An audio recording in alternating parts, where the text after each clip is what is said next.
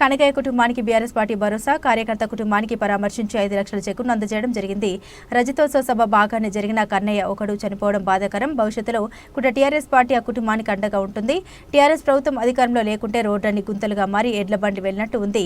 తట్టడి మట్టిపోసే పరిస్థితి కూడా ఈ కాంగ్రెస్ ప్రభుత్వానికి లేదు.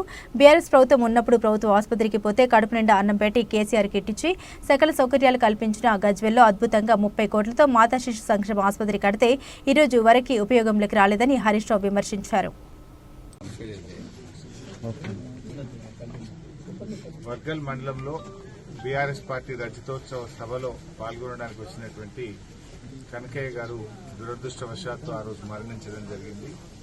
సో ఆ రోజు మా పార్టీ నాయకులు గౌరవనీయులు ప్రతాప్ రెడ్డి గారు, డాక్టర్ యాదవ్ రెడ్డి గారు, మండల నాయకులు అందరూ కూడా వచ్చి ఆ కుటుంబానికి ధైర్యం చెప్పి ఆ రోజు తప్పకుండా పార్టీ పరంగా ఆర్థిక సహాయం చేస్తామని చెప్పి వారు మాట ఇచ్చి ఆ కుటుంబానికి అండగా ఉంటామని చెప్పడం జరిగింది.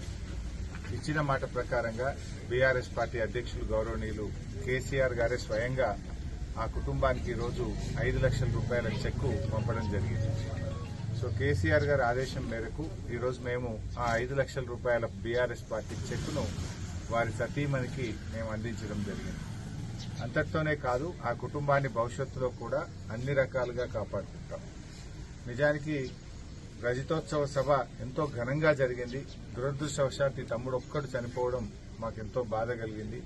అయితే ఆ కుటుంబానికి రాబోయే రోజుల్లో కూడా బీఆర్ఎస్ పార్టీ అండగా ఉంటుంది. వారి పిల్లల్ని రెసిడెన్షియల్ పాఠశాలలో చేర్పించడమే కాదు, భవిష్యత్తులో ఆ కుటుంబ సభ్యులను కూడా పార్టీ సొంత కుటుంబ సభ్యుల్లాగా చూసుకుంటుంది. కేసీఆర్ గారు కూడా అదే చెప్పిండ్రు, స్వయంగా వెళ్లి చెక్కు ఇవ్వండి, మీరు వాళ్ళకి ధైర్యం చెప్పండి, మళ్లీ తప్పకుండా బీఆర్ఎస్ ప్రభుత్వం వస్తుంది, మన ప్రభుత్వం వచ్చిన తర్వాత కూడా ఫర్దర్ గా కూడా కుటుంబాన్ని అన్ని రకాలుగా ఆదుకుంటామని వాళ్ళ పిల్లలకు, తల్లిదండ్రులకు, భార్యకు ధైర్యాన్ని ఇవ్వమని చెప్పి కూడా కేసీఆర్ గారు చెప్పారు.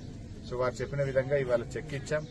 ఇండ్లు కూడా మొన్న ప్రతాప్ రెడ్డి గారు కొత్త ఇల్లు కూడా వారికి పెట్టడం జరిగింది. రాబోయే రోజుల్లో కూడా కుటుంబానికి అన్ని రకాలుగా ఉంటాం. ఇవాళ బీఆర్ఎస్ పార్టీ అంటే చాలా పెద్ద కుటుంబం. ఇవాళ బీఆర్ఎస్ కార్యకర్తలకు ఏ పార్టీలో లేని విధంగా సభ్యత్వం ఉన్న అందరికీ 2 లక్షల రూపాయల ఇన్సూరెన్స్ కూడా కేసీఆర్ గారు మన పార్టీ తరఫున ఇస్తూ వచ్చారు. కానీ మొన్నటి రజతోత్సవంలో చిన్న విషాదమైనటువంటి ఘటన జరిగింది. బట్ ఆ ఇంటికి తప్పకుండా అండగా ఉంటాం. అయితే ఈరోజు ప్రజలందరూ చూస్తున్నాం, మన ఊరికి వస్తా ఉంటే నేను చూసిన రోడ్ ఎందుకు గుంతలనే ఎడ్లబండి ఊగినట్టు ఊగుతున్నది. కేసీఆర్ గారి లేని లోటు కొట్టొచ్చినట్టు కనబడుతుంది. నిజంగా కేసీఆర్ గారు ఉంటేనేమో అన్ని డబుల్ రోడ్లు, చక్కటి రహదారులు వేసి ప్రజల్ని మరి తన కన్నబిడ్డల్లాగా చూసుకున్నాడు, తోబుట్టుల్లాగా చూసుకున్నాడు కేసీఆర్. కానీ ఇవాళ చూస్తే మోచేతులోతు గుంతలతో రోడ్లు అయిపోయినాయి. కనీసం తట్టడి మట్టి పోసే పరిస్థితుల్లో కూడా ఈ కాంగ్రెస్ ప్రభుత్వం లేకుండా అయిపోయింది. కాంగ్రెస్ వాళ్ళు మాటలు ఎక్కువ, చేతులు తక్కువ అయిపోయింది.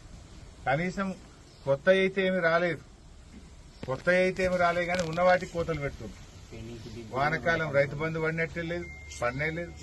యాసంగిలో 2-3 ఎకరాల కేసింది ఎగబెట్టింది. ఇచ్చింది కోసరంతా, ఎకరాన 15,000 ఇస్తామన్నారు. ఇచ్చింది ఎంత అంటే కోసరంతా ఎంత.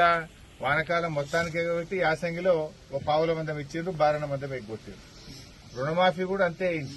ఇచ్చింది 1,000, ఎగ్గొట్టింది 12. ఇంకా 12 మందికి రుణమాఫీ కానేలే ఊర్లల్లో. అన్ని కూడా అబద్దాలు చెప్పి దవాఖాన్ల పరిస్థితి అయితే మరీ అధ్వానంగా తయారైపోయింది. నిన్న అక్కడెక్కడ జైరాబాద్ లో ప్రభుత్వ ఆసుపత్రిలో కరెంటు పోతే టార్చ్ లైట్లు పెట్టుకుని ఆపరేషన్ చేస్తున్నాం. జనరేటర్ పనిచేస్తలేదట, జనరేటర్లో డీజిల్ లేదట. కేసీఆర్ కిట్టు బంద్ అయిపోయింది. దవాఖాన్లలో పోతే చాలా దుర్భరమైన పరిస్థితి వచ్చింది. కేసీఆర్ గారు ఉండగా ప్రభుత్వ ఆసుపత్రికి వెళ్తే కడుపు నుండి అన్నం పెట్టి కాన్పు చేసి కేసీఆర్ కిట్ ఇచ్చి తల్లిని పిల్లని ఇంటికాడ తిరిగి వచ్చింది. ఈ గవర్నమెంట్ వచ్చిన తర్వాత కనీసం మందులు లేవు, సూదులు లేవు, జనరేటర్లో డీజిల్ కు పైసలు లేని పరిస్థితి. కేసీఆర్ కిట్ బంద్ అయిపోయిన పరిస్థితి వచ్చింది. గజ్వేల్లో అద్భుతమైన మాతా శిశు సంక్షేమ ఆసుపత్రి కట్టి ప్రారంభోత్సవం చేస్తే ఇయ్యాలటి వరకు దాని ఉపయోగంలోకి తేవడం లేదు. దాదాపు 30 కోట్ల రూపాయలతో కట్టినాం గజ్వేల్లో ఆసుపత్రి. కట్టి ఇనాగరేషన్ కూడా అయింది. దాన్ని వాడి ప్రజలకు సౌలభ్యం చేయండి అంటే ఇప్పుడు ఈ ప్రభుత్వం వచ్చి ఏడాదినర్థం అయినా కూడా 100 పడకల మాతా శిశు సంక్షేమ ఆసుపత్రి గజ్వేల్లో ఈ రోజు కూడా ఉపయోగంలోకి తేకుండా పారిపోయాయి. 5 ఏళ్ల దాకా ఎదురు చూడాల్సిన పరిస్థితి ఏర్పడింది. అయినా ధైర్యంగా ఉండండి. తప్పకుండా ప్రజలు కూడా ఇవాళ కేసీఆర్ రావాలి, మళ్లీ రావాలని కోరుకుంటున్నారు. ఎవరు కూడా ఆత్మవిశ్వాసాన్ని, ధైర్యాన్ని కోల్పోవద్దు. మళ్లీ మంచి రోజులు వస్తాయి. తప్పకుండా కార్యకర్తల్ని కాపాడుకుంటాం, ప్రజల్ని కూడా కాపాడుకుంటాం. అందరు కూడా ఆత్మవిశ్వాసంతో ఉండాలని చెప్పి ఈ సందర్భంగా కోరుకుంటూ అందరికీ నమస్కారం. జై తెలంగాణ.